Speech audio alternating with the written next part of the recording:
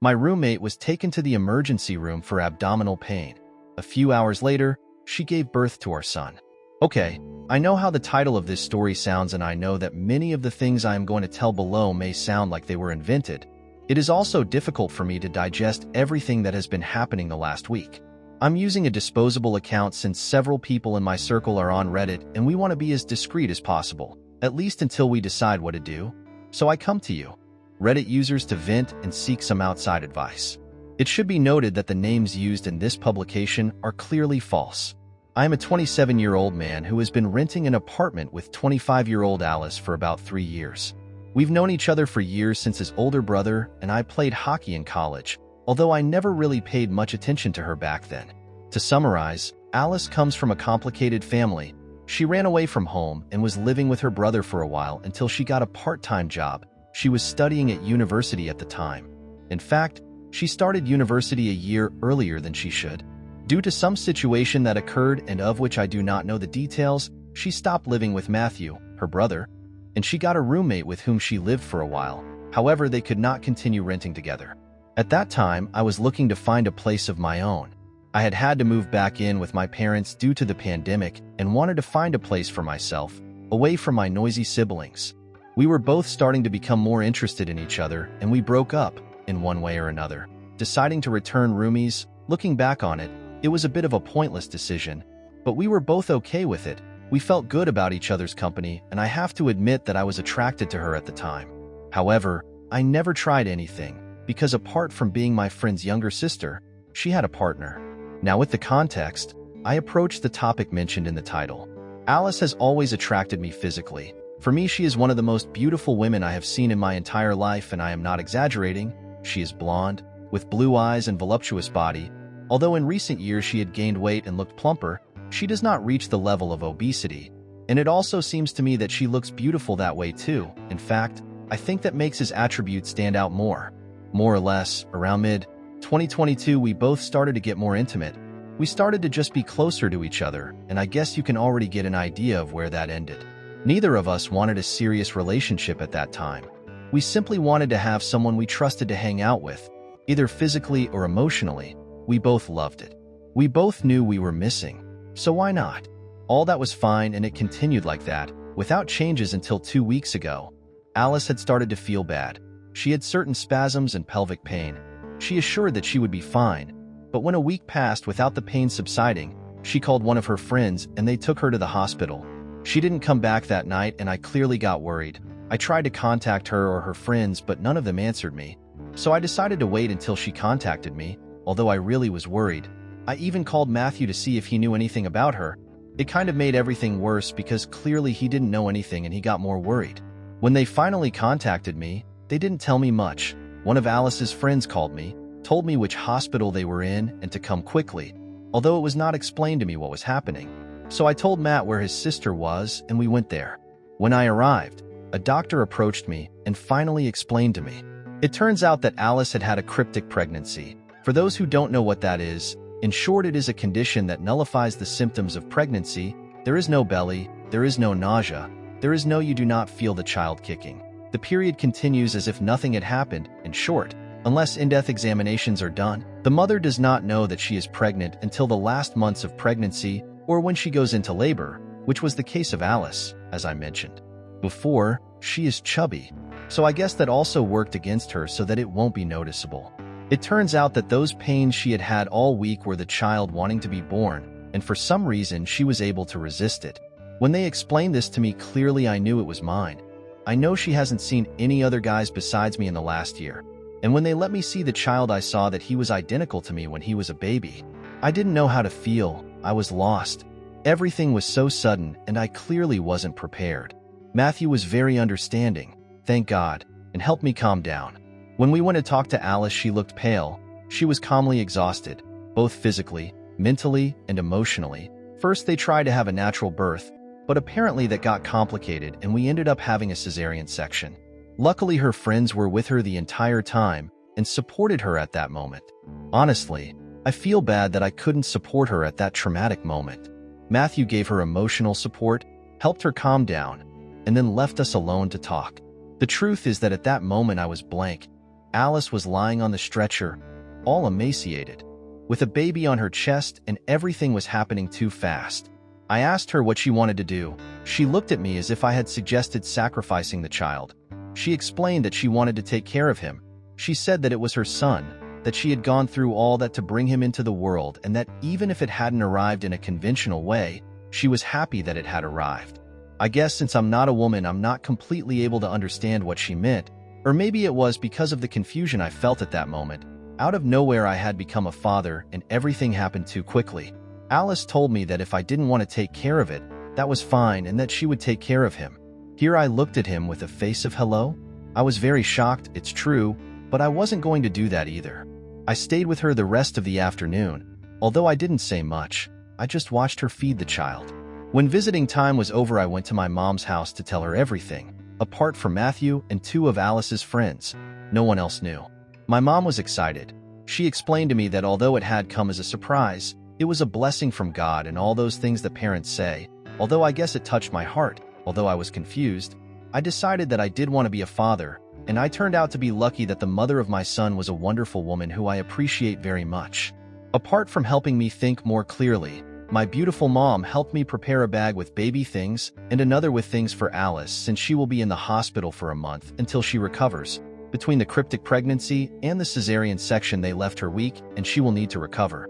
I don't know why my mom kept things from when me and my brothers were little, but that saved Alice and my lives.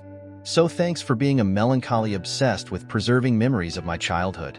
Mom, I guess I won't make fun of you anymore for having a room full of things you clearly don't use. In the end, I spoke to Alice and clarified that if I am going to take care of Alexei, name Alice chose. Although it was strange for both of us, and although the cryptic pregnancy was something that was out of our control, we decided that we would pay attention to our actions. Anyway, we are both adults, with stable jobs that don't owe anything to anyone other than the baby we brought into the world. I guess because of the suddenness of the situation, it is normal to think about everything. But, honestly, I already fell in love with that child and I want to raise him. So we decided that we will continue living together and take care of Alexei. The relationship that Alice and I will have from now on is something that we have to clarify later.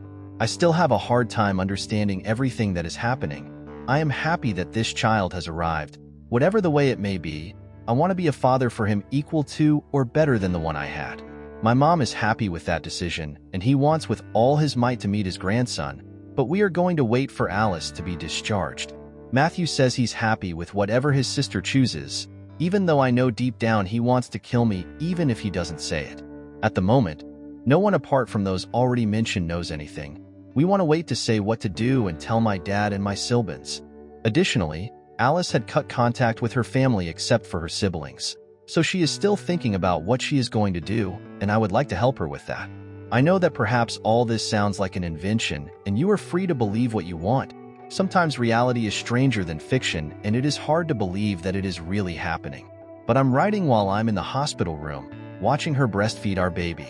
For me, this is very real, and I must admit that it makes me very happy, although there are many things that still have me confused, and perhaps the vision of someone from the outside will help me think better.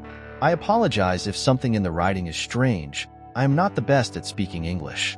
I also clarify that I write this as a vent since I cannot talk about this with anyone until Alice gives me permission to do so. As soon as she gives it to me, I'm going to show off to her and Alexei until they get bored.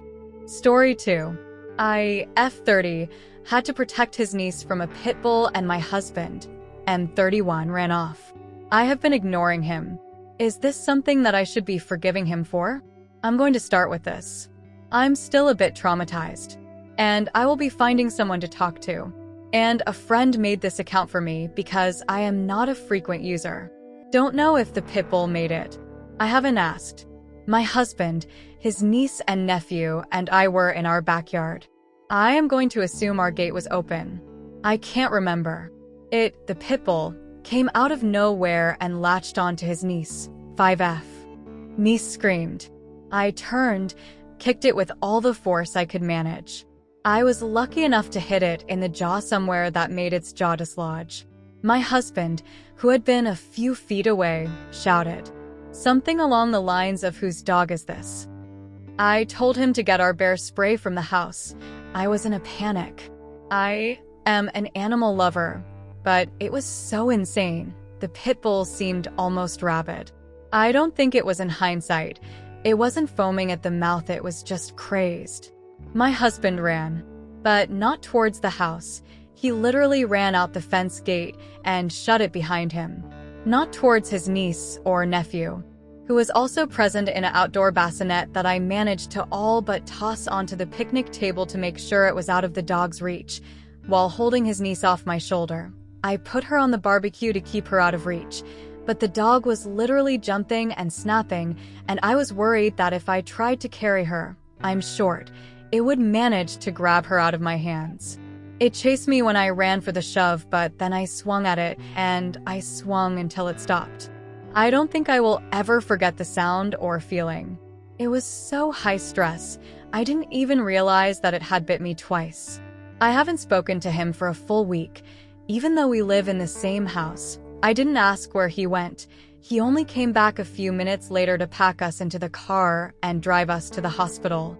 He's getting angry that I'm giving him the silent treatment, but I feel like it's his fault that I had to possibly end that animal. If he had gotten the bear spray, I literally keep it in my purse for if I am ever attacked by an animal or otherwise, then I don't think I would have needed to do what I did. It was literally just inside the door. He knows where I keep it. Instead, he literally took off to God knows where. Me and 2 children that I'm not even related to could have died. It might not even be relevant, but I don't even like kids. I am staunchly child-free, and he is the one that offered us up to babysit for the weekend. I don't know. Is this grounds for divorce? I'm not sure I can even look at him. Any attraction I had to him is pretty much gone. He tried to touch me yesterday, just to move me so he could pass, and I smacked his hand away without even thinking about it like he was some stranger at a bar, because it was literally jarring. He's just been skulking around trying to talk to me, then getting frustrated, then skulking more. I wasn't expecting him to be macho and fist fight the freaking dog, but at least follow instruction. At least not leave me in a life and death situation with a toddler and an infant. Should I be able to chalk this up to in the moment panic? I don't even know if I want to hear him out. Second update. I, F30, had to protect his niece from a pit bull, and my husband, M31, ran off. I have been ignoring him. Is this something that I should be forgiving him for? My friend said that people update often, but I don't know how to attach it to the other post. I thought I'd update since there had been a few things that happened kinda. Sorry if this is needlessly long, and I didn't expect this to get this many comments and kindnesses. And I want to say I'm so sorry to everyone that has experienced anything similar because, my God, it has not been easy.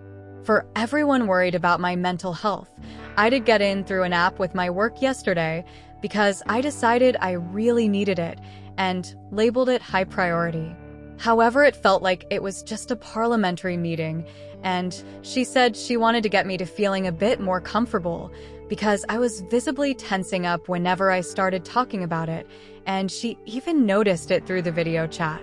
Last night, I also told my husband I needed space. I apologize that I don't have more of an update on our relationship than that. I wasn't as nice as I wanted to be. He argued and didn't want to leave. It's my house.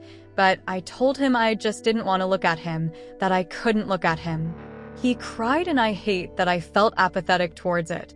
I haven't slept well, so I'm not sure. I'm also just overtired and still so shaken though. I was also emotionally exhausted after the appointment, so that might have added to it. I got a few questions about his sister and her husband, so I thought I'd answer. They aren't speaking with him.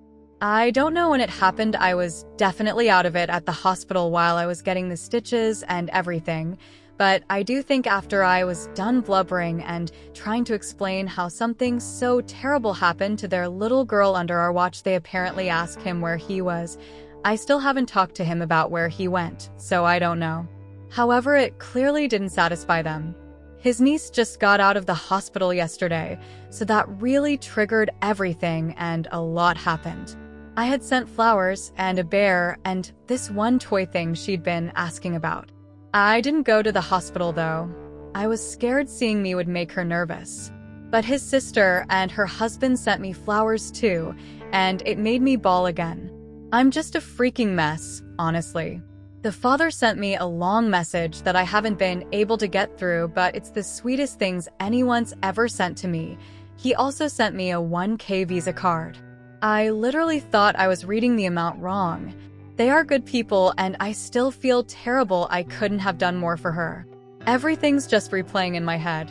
Anyway, I obviously haven't looked into filing yet, but I am not against the idea of it, and it really did help me feel better about wanting a divorce over this. I know fight or flight can't be helped, but now I think I realize that it's okay not to want to bewitch someone who would leave you behind. I think I can say I'm a fighter, and I want a fighter with me. Maybe he'd be better off with a runner instead too. Then he at least wouldn't be leaving someone behind. I don't know, it feels like I'm done, but I'm also just a mess. So right now I'm just glad I have space. Thank you for everyone making me feel like I wasn't being ridiculous, though I think it always feels like it should be multiple issues that tear a marriage apart, unless it's infidelity or something, and it's like I know he may not have meant to betray me, but he still did. Whatever his reasoning. Not sure when I'll be speaking to him, but I will try to update then. Comments. One Redditor wrote, "He literally locked the dog in the backyard with them. He had enough thought to shut the gate behind him. If this was a fight or flight reaction, I really think he'd just sprint away. He literally locked them in there so they weren't even able to run away either." Another Redditor wrote, "The fact that he ran for his own life and then shut the gate, presumably to stop the dog from coming after him, but basically trapping a child and a baby and his wife in the yard with a crazed attacking dog. He failed them all so unequivocally that I don't think he'll ever live it down. Like Opie, I could not look at my spouse the same way again. All I would see is a useless coward that left me and 2 babies to die.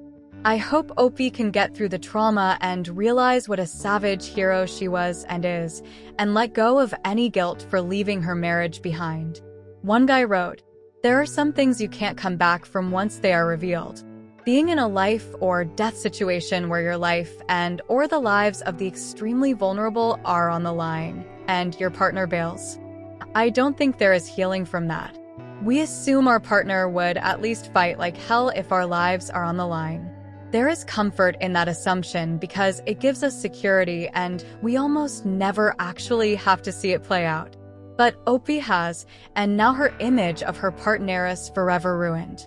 I just can't see them working through this. I guess the only blessing here is that Opie doesn't have kids with him, so the breakup will be that much cleaner." Well, this is the end of these crazy stories. Well, the first story really is unbelievable, and the Opie in second story is a hero. Anyways, if you guys have any thoughts or suggestions or an interesting story of your own, do share that in the comments section below. If you enjoyed the story, do like this video and subscribe to our channel. It's free. You can also support us by checking out the links in the description or in About section of our channel.